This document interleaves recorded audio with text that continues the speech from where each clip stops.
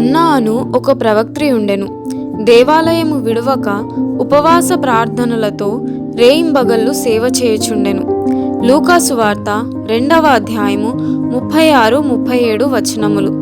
ప్రార్థించడం వల్ల నేర్చుకుంటామనడంలో సందేహం లేదు.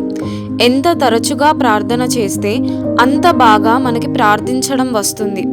అప్పుడప్పుడు ప్రార్థన చేసేవాడు ప్రయోజనకరం, శక్తివంతమైన ప్రార్థనను ఎప్పటికీ నేర్చుకోలేడు.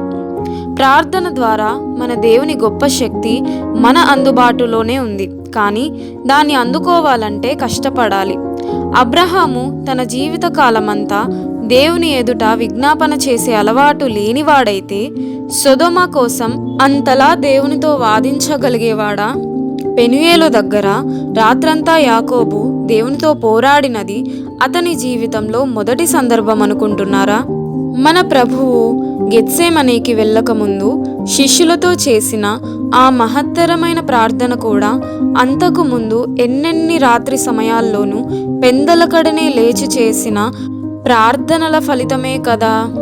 తన ఇష్టప్రకారం ప్రార్థనా వీరుడినవ్వాలని ఎవరన్నా అనుకుంటే అతని ప్రయాసం అంతా వ్యర్థమే.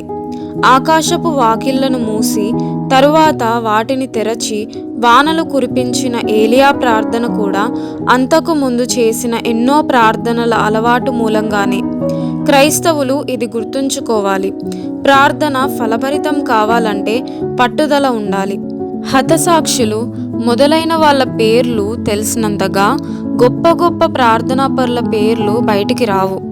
అయినప్పటికీ వాళ్ళు సంఘానికి గొప్ప మేలు చేసిన వారే.